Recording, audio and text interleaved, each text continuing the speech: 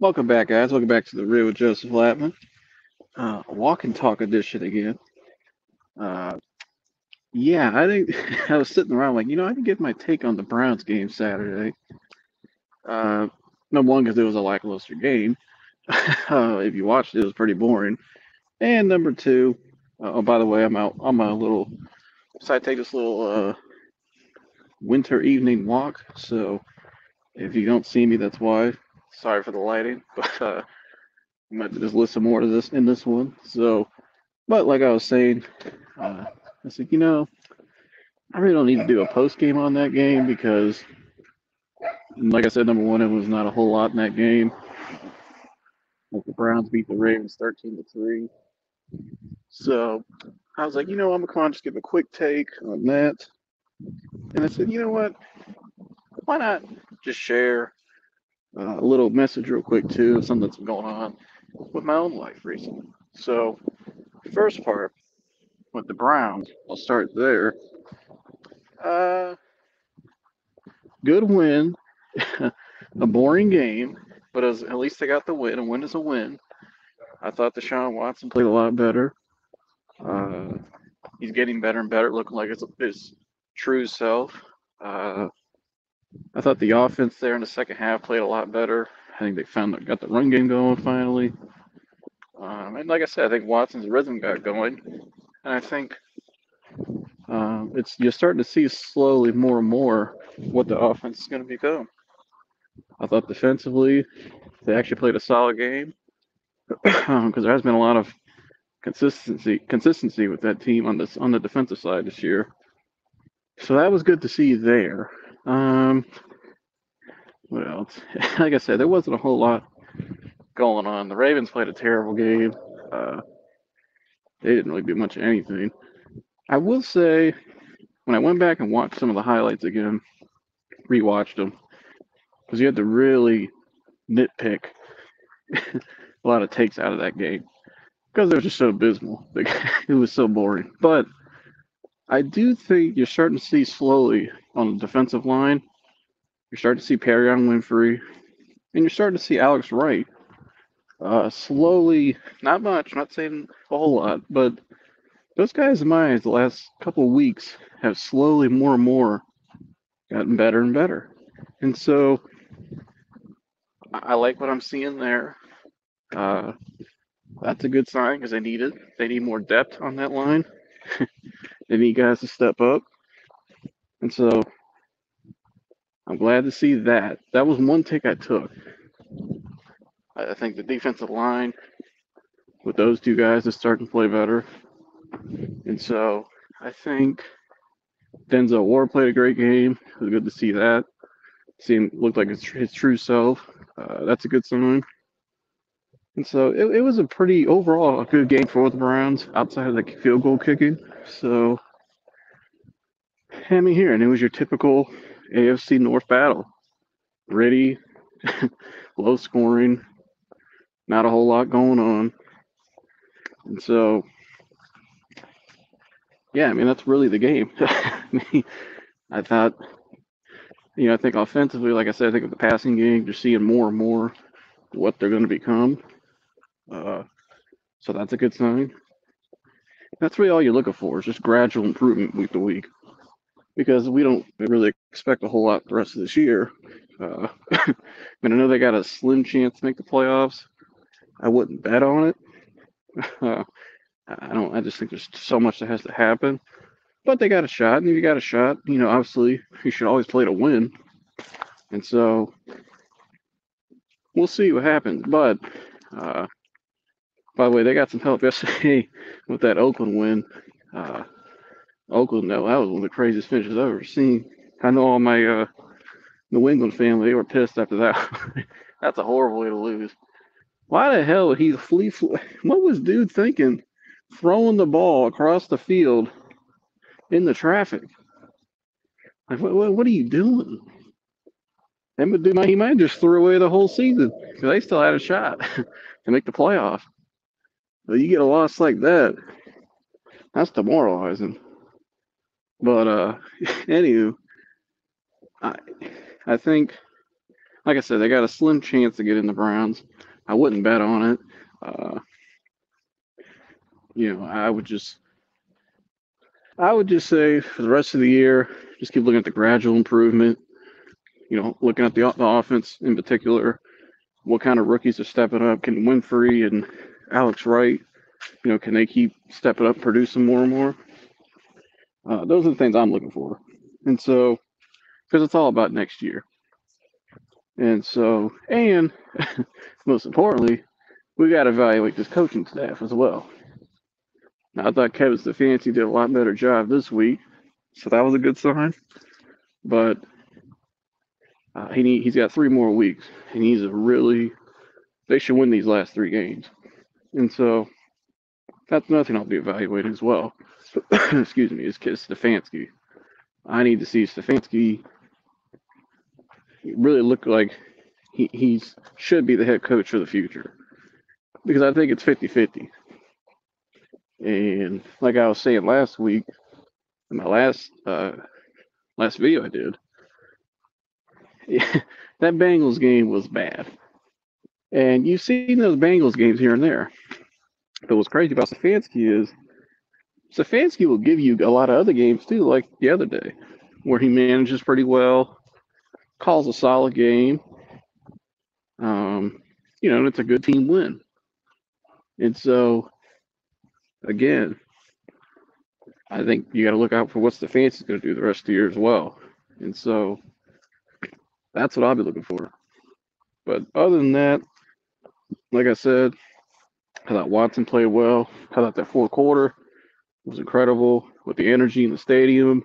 You could tell he really wanted to win that game. He was hyped up at the end. And it was cool to watch. It was fun to finally see a franchise quarterback, number one.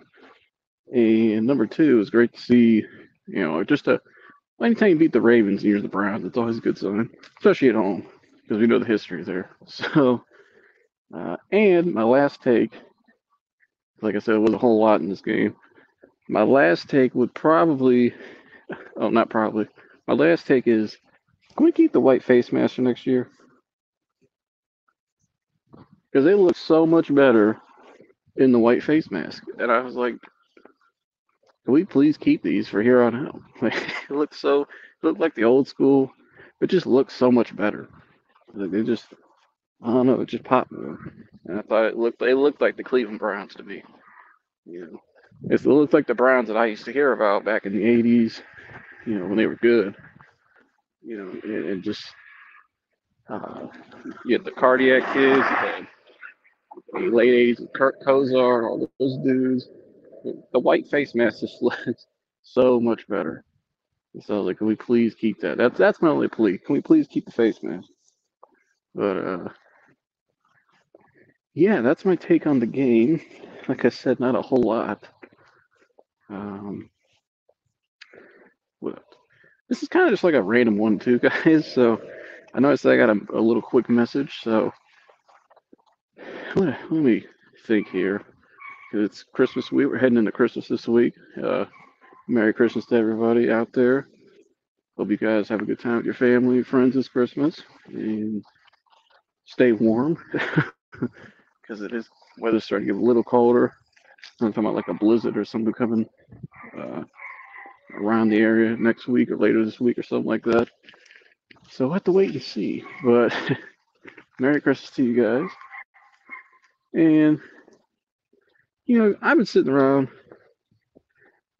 thinking a lot recently, especially in the last week or two, right?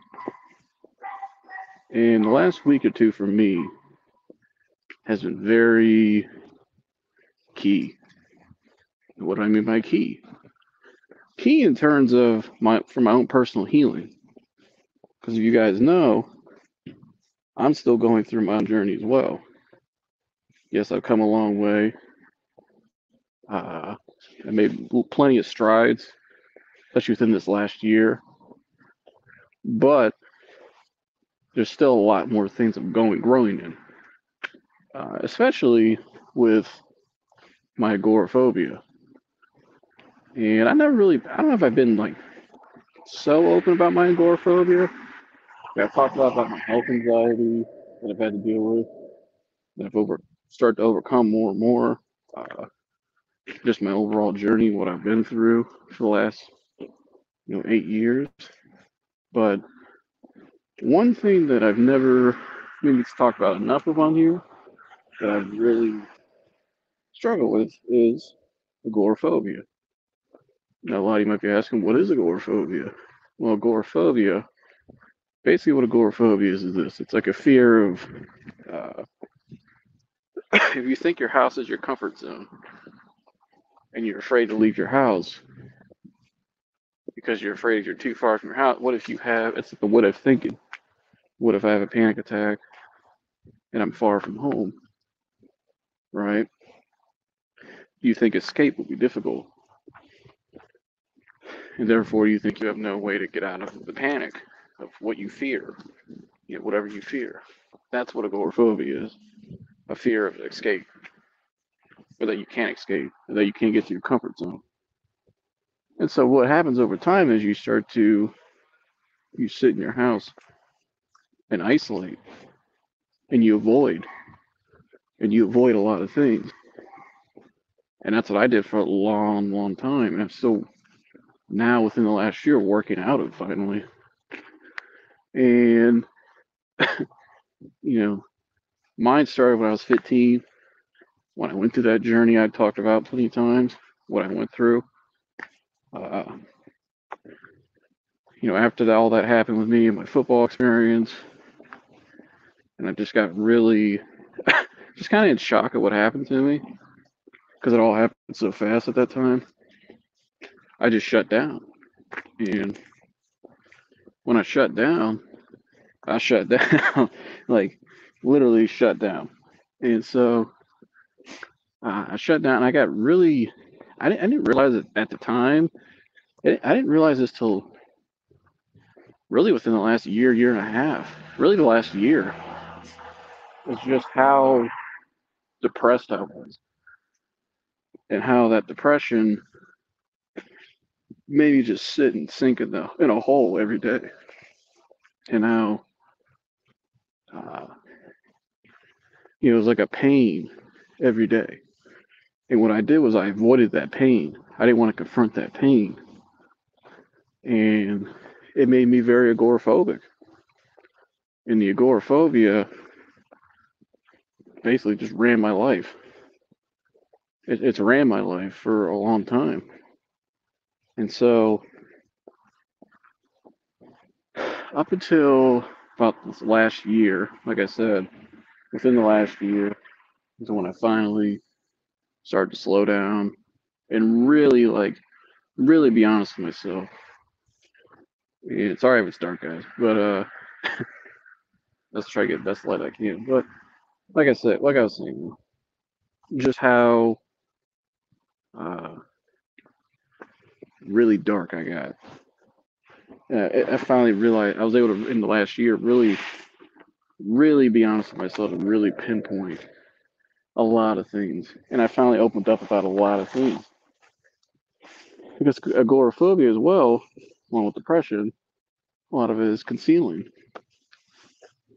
Just get a drink of my drink here. Hold on one second. But like I was saying, a lot of it really just goes hand in hand with depression. And a lot of times with depression, it's because you're concealing things, like I was. I was concealing things. And a lot of what I was concealing was my emotions, my thoughts, and my feelings of how I felt. I thought people let me down in that experience. I lost trust with everybody in that experience. Because like I said, I was 15 years old at the time when I went through that. And if you don't know what I'm talking about, go click on my first video I ever did, Joseph Lamtman, Where I've Been. And that'll explain what I'm referring to. But during that experience, though, like I'm saying, I felt like everybody let me down. And I'm 15 years old, in the middle of all this, with grown adults trying to navigate. through all of this at 15. And it just felt like the weight of the world was on my shoulder, and there was no way out but down. And so when it was all done, and I abruptly left the school, went through all that, I carried that with me. I concealed it all, and I kind of just lost trust with everything. Lost trust with not just people, but my body. Lost trust with my identity, who I thought I was. Lost trust in my abilities. I just lost trust everywhere.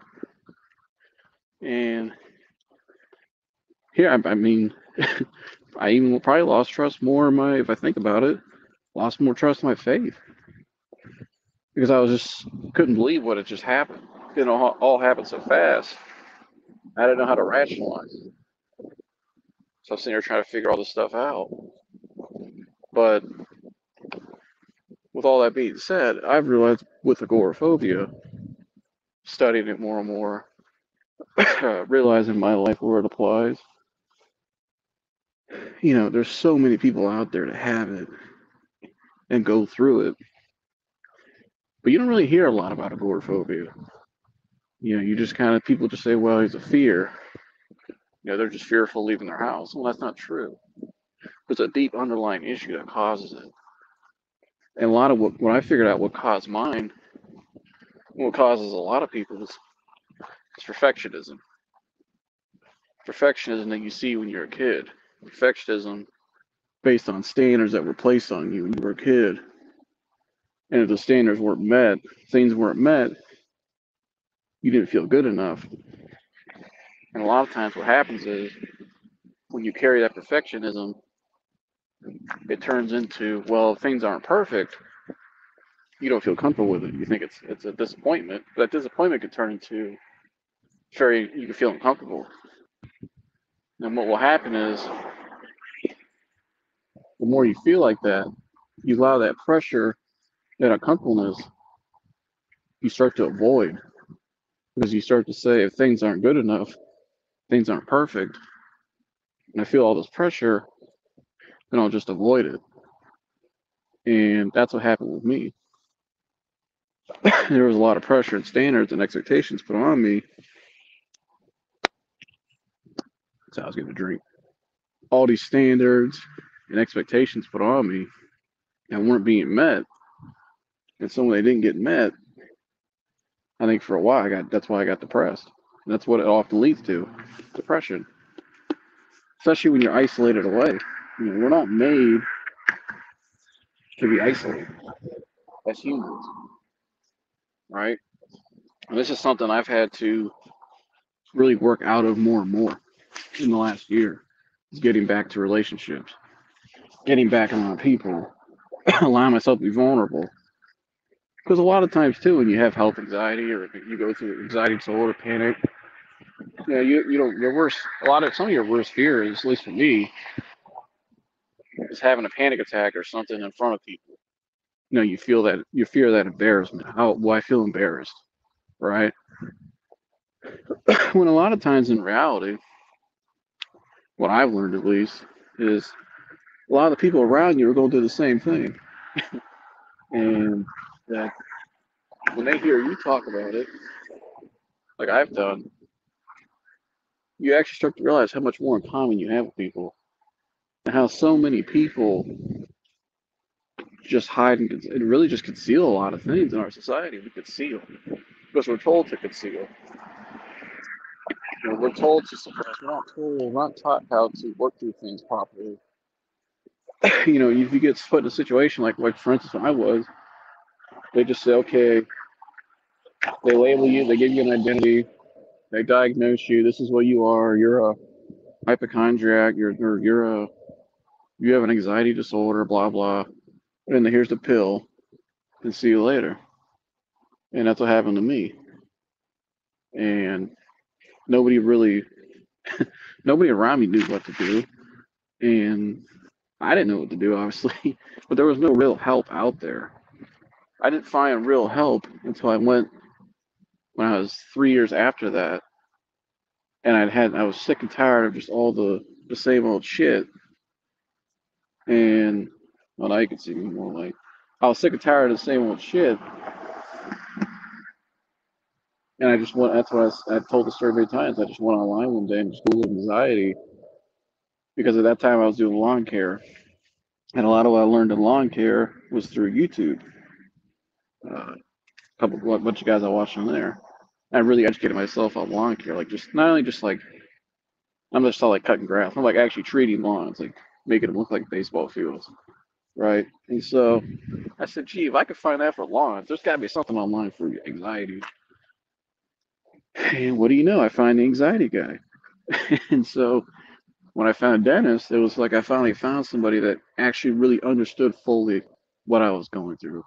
Because we've never really fully been through this type of these levels of these disorders, or I don't call them disorders.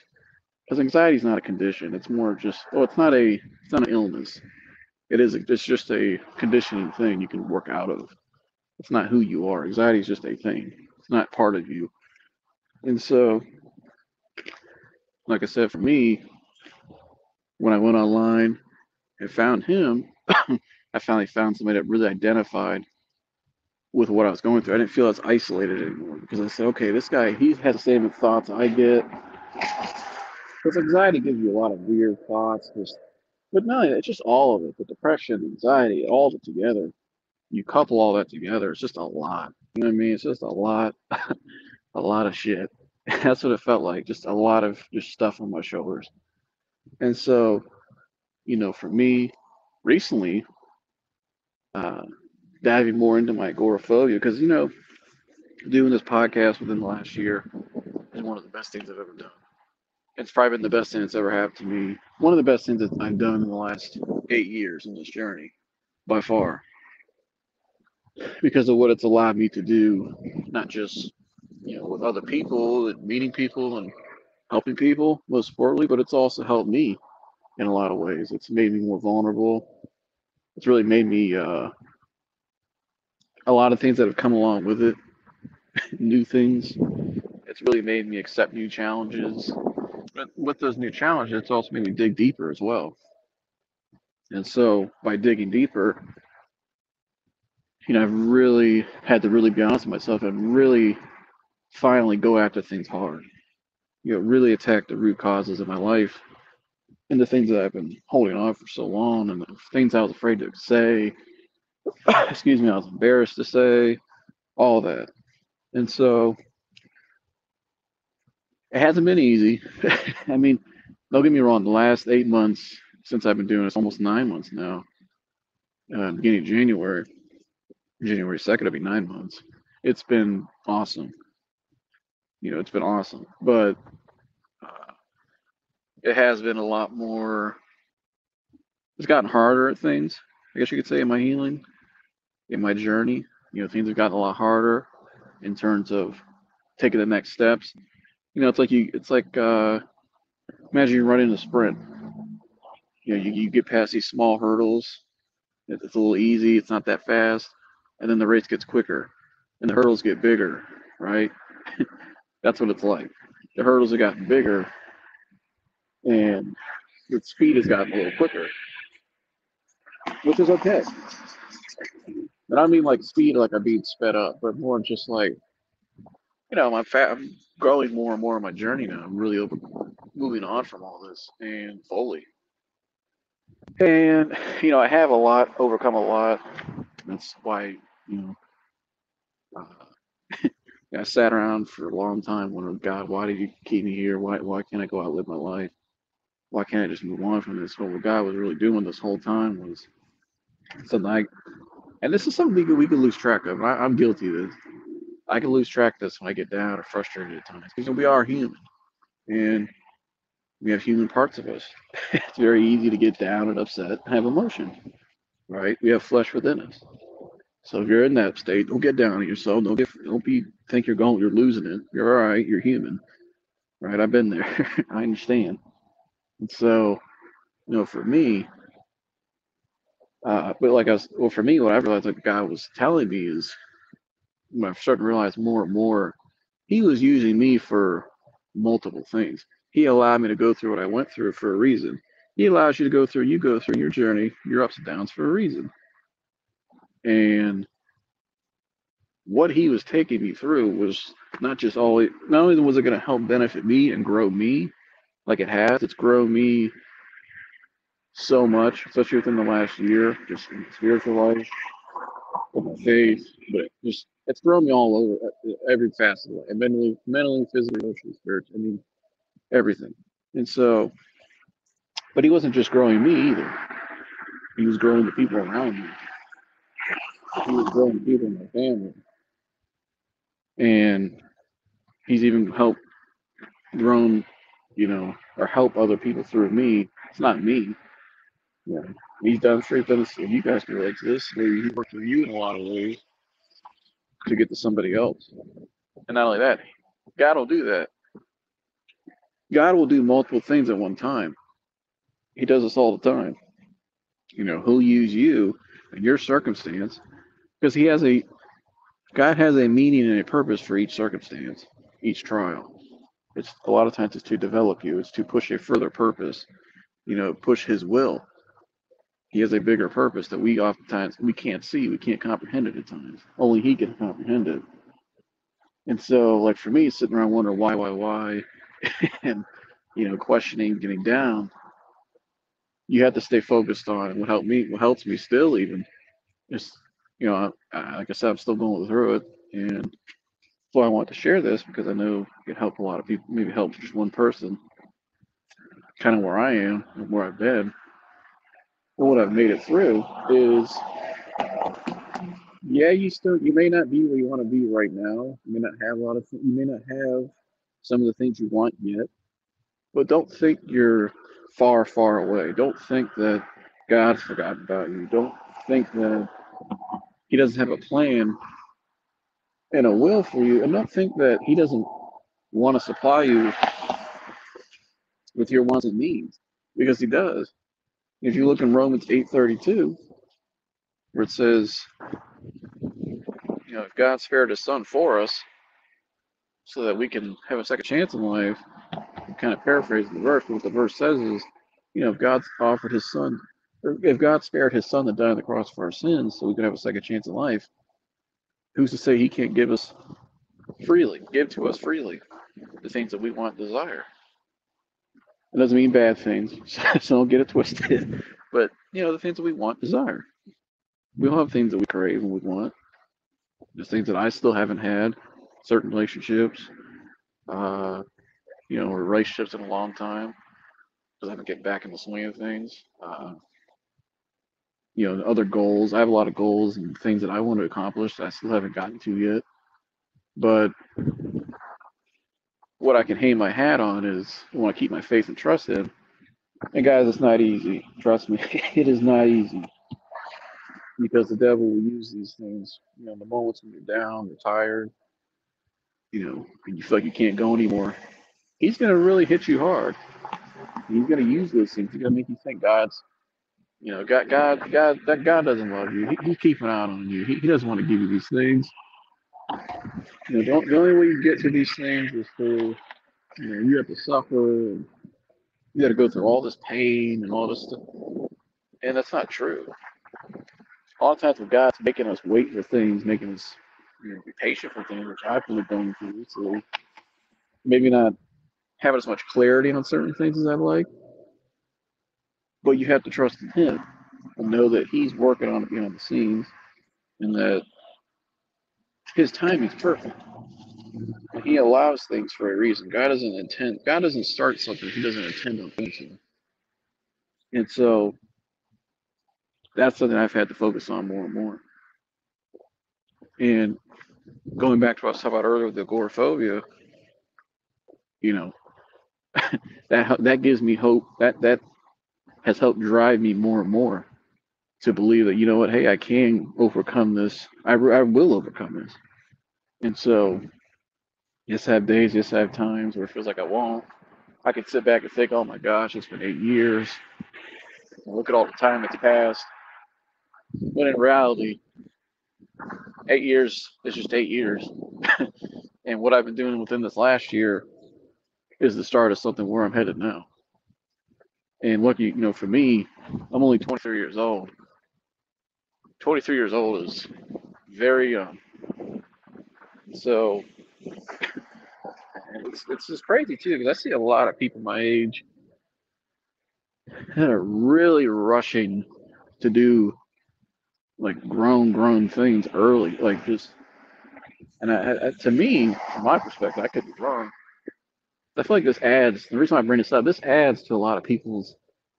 I think with a lot of people's anxieties and insecurities is just from what they see and what they feel like they have to do. I see a lot of people my age. They feel like they have to, they have to have a certain income by this age. They have to have, they got to find somebody and get married. Just don't go find anybody. If it's good enough, it's all right. They have to hurry up and get married. They got to hurry up and buy a home. They got to hurry up and they got to do all these things. Now, yes, it's good to start growing yourself and start building on your own. You're 23 now, but I think a lot of people just rush to things and try to do things just out of peer pressure, out of a pressure from the world. They feel like they have to do it. If I'm not married by 25, then it's a failure. Well, that's not true at all. You're not missing out on anything. Because if you try to hurry up and rush, you're just missing out on God's best. It's straight up. I mean, and again, this is why the divorce rate is so high. Let's talk about marriage. Because there's so many people that are just hurry up to get married for the wrong reasons.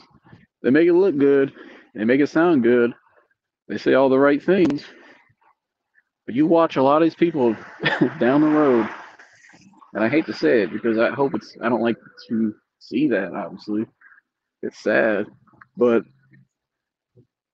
it's a reality that down the road, a lot of people you see right now, about 5 years from now, 10 years from now, a lot of them are not going to be, a lot of those relationships aren't going to be together.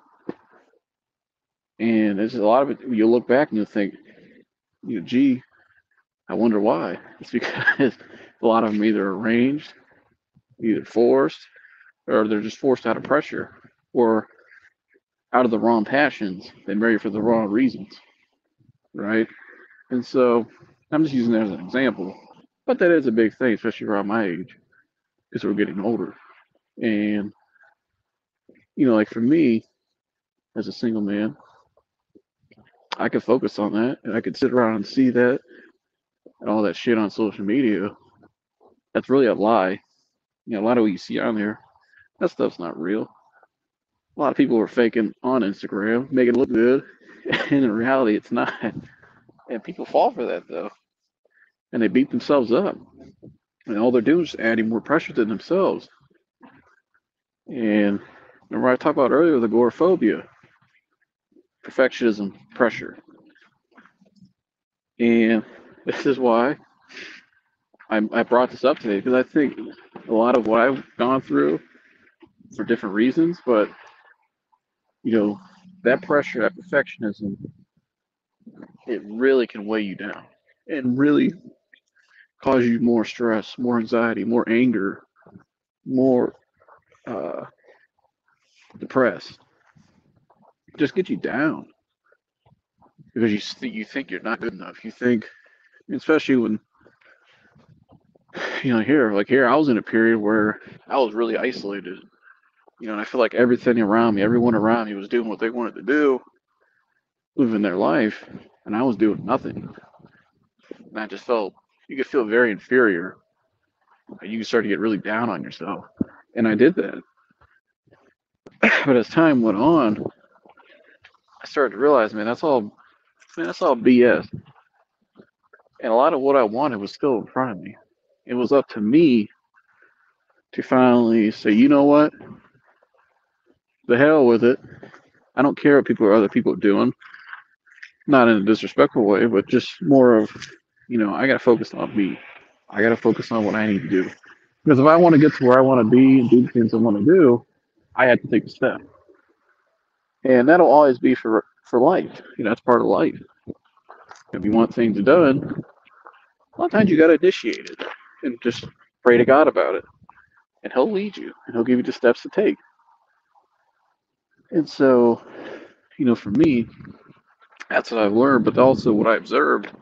So I look out in the world, I just see a lot of people folding to the pressure. And yeah, you might get a temporary relief. You may escape a lot of things, but down the road, you can't escape the things that you never addressed. You can stuff them aside for so long, but they're always there. Your mind, your body, everything. It's like computer data. It's like a system. It stores all the data. Eventually, it comes back around,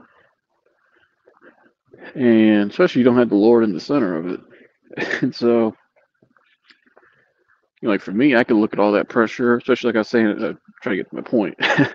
Like I was saying, as like a single man, I could focus on all that stuff. I could focus on what the social media in the world says I need to do and just settle. But why? If I settle, that would make things worse for me. I'd rather find the right person God has planned for me, because you got to remember, back to what I was saying earlier. Another point: God's will is perfect for you. He has a plan for you. But are you willing to allow Him to work that plan in you? Are you willing to have patience to allow that to happen?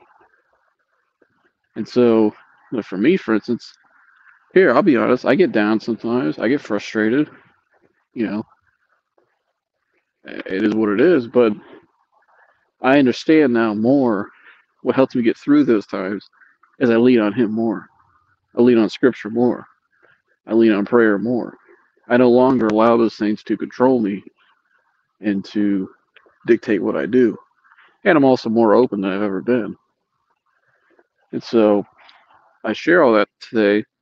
Just kind of this message, kind of just what I've been observing recently, with my own journey, just kind of, the epiphanies I've had, but also kind of just how similar it is too with so many other people I see, especially my age. And I'm just using, not even just my age, just all people. And just really what causes so much stress and pressure and just anxiety, anger, depression. And just a lot of it's just from, I think we have to do everything everything's got to be perfect now. And if we don't have things when they right now and we want them, then they'll never happen. And so we get desperate. We start to force things. And a lot of times when you force things, it's too early or it's not good for you.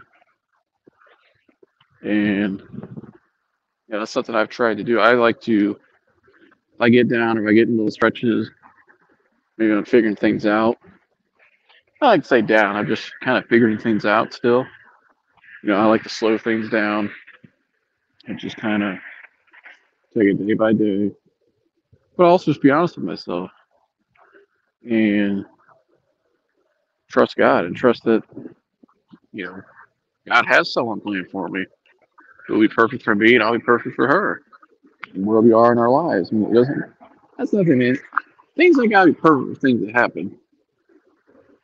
I mean, and again, I'm using marriage as an example because I see this a lot around my age. And just, especially now, people out of college, a lot of people my age graduating college, marriage, either a job or marriage or career. Things don't have to be perfect to do them. Like, that's like if I would have just sat around and said, well, I'm not going to start my podcast until I got a better computer, a nicer camera, I got a studio, then I'll do it. No, everybody starts somewhere. And I saw that firsthand when I was a kid. When I was 6, 7 years old, it was just me, my parent. My sister wasn't born at that time. It was just me and my parents. We were damn near homeless for a period. My dad had to shut down his company, and we were struggling. And we ended up moving into a family's house and lived in a bedroom for 6, 7 months. And during that period, there's a lot of There's a lot of wives that would have left their husbands and a lot of husbands that would have just ran away. Period. But, I saw two parents who kept the Lord in it, in the center of it, and they stuck by each other and made a plan. Yeah, it wasn't preferable. Times were tough, but they still had the marriage was still happy.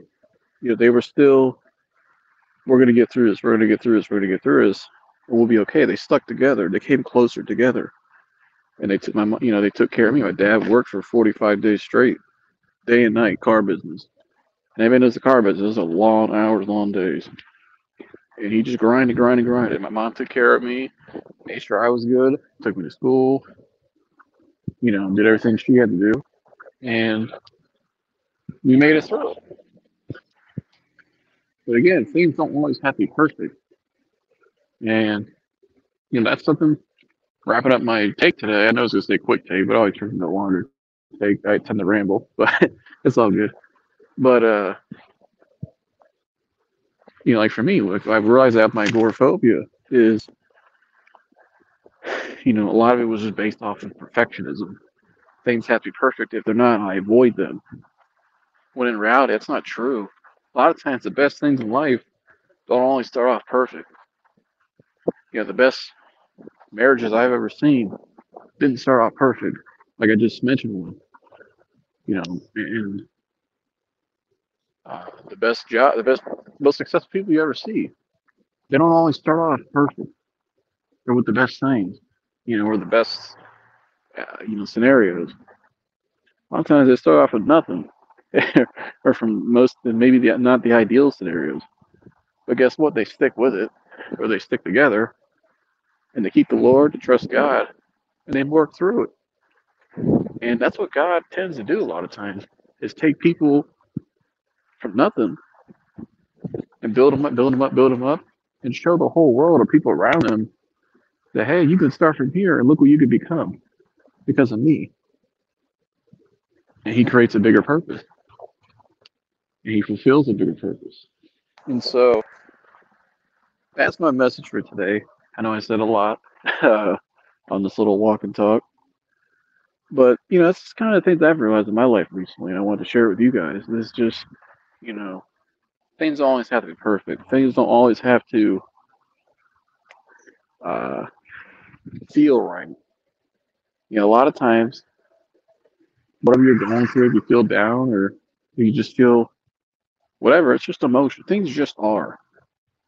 And that's really the message, is things just are. At times it's okay if things feel uncertain. Things can feel uncertain at times.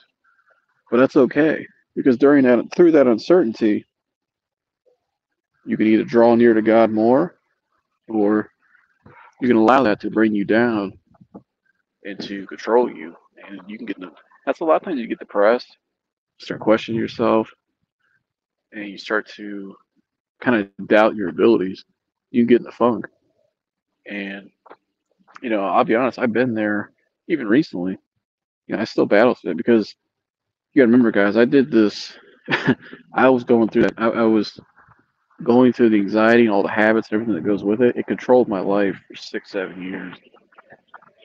And it took me up until about the year 7 and 8 to really start to slow down and be honest with myself. And it's taken me within this last year. So overall, for 7, 8 years, anxiety ran my life. And so, now that I'm not allowing that anymore and I'm taking my life back and kind of just becoming my true self, being honest with myself and just being more vulnerable. As I mentioned in the last episode of the reel, I talked about the gray area. What the gray area is when you disassociate from those old habits, right? You leave that anxious identity behind. Well, a lot of times with that, you can feel lost because, like I said, if that's what ran your life for that period for so long, what you're doing now, who you're becoming, it's new, so it feels uncertain, right? And so I've been going through a lot of uncertainties in my life, questioning a lot of things, you know, wondering wondering if God wants to pursue certain things. Because I've had a lot of opportunities within this last year. Or I feel like doors have opened for me to pursue things. And so, there's a lot of uncertainty. It's very easy for me to sit and question and you get in that gray area and kind of get uncomfortable and revert back to what I deem as what feels comfortable, what I've always done. But what I've always done, those old habits and routines will only keep me in the same place. So, like I said, with all that being said, it could feel very up and down. And like I said, I've had up and down times within this last year, even doing this podcast. And so, that's why I call it the real, because I'm not up here bullshitting. I'm not up here trying to play a character, trying to act like somebody that I'm not. I'm sharing you guys my journey, what I've gone through, what I'm still going through, because I know there's so many people out there. It helped me to hear somebody else where I was. And so that's why I did this. That's why I continue to do this, and I will, because somebody inspired me to do this. Not, well, a couple people actually. And so, uh, with all that being said, like I said, I hope you guys take something from this message today. If you have any questions, anything I said, if you have any questions about agoraphobia, if you feel like maybe, again, I'm not a doctor, I'm not a therapist, I'm not going to diagnose anybody with anything. All I'm just going off is what I know through my experience. And yes, I am educated on a lot of these things. I mean, experience is the best teacher, but I've also studied these things as well because it helped me. So, and if you guys need any help, I can help and assist, and guide you the best I can to resources, people that are no more than me, that have helped me. So that's a message for today. Um, I said a lot. Merry Christmas again, to you guys, this week. So I get better lighting here. Maybe, maybe not. That's a little bit. That's best of you guys. So, Merry Christmas to you guys this week. I appreciate you guys for tuning in today, listening to me as I walk and talk and give my take on the Browns. This quick message I shared. Well, that wasn't quick. I need to take quick. I put quick on the bottom. Oh well, it don't matter. Message is good though, so that's the best I can do. But no. But anyways, I appreciate you guys for tuning in today. Like I said, if you got any questions about anything, feel free to hit me up on social media. You got my number. I know you. Or email below. Everything's confidential. I'm trying to think what else. Yeah, nothing else I could think of right now. Hopefully the Browns get this win Saturday against the Saints. Keep it going.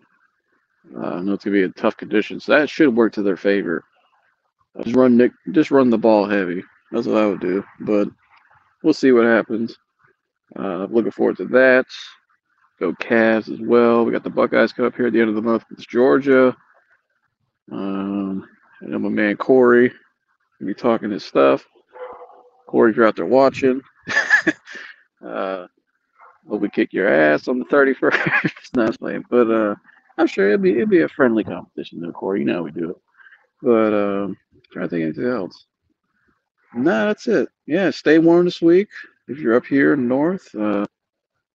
And yeah, just enjoy Christmas, guys, and just really just sit back and enjoy where you are in life, and really just reflect and be. That's what I'm trying to do. I try to just look back and be grateful for all the things I made it through. And yeah, I may not be where I want to be yet in certain things. I may not have certain things yet, but I'm on my way. And it may not be far away. It could happen any time. And as long as I just keep stay focused on God and keep, allowing myself to be counseled, allowing myself to be vulnerable, allowing myself to just be and embrace uncertainty, everything will work itself out. And so, uh, yeah, that's the message for today, guys. I'll see you guys in the next one. Make sure you like, subscribe, share, and all that good stuff. Yeah, I'm out of here. I'll see you guys in the next one.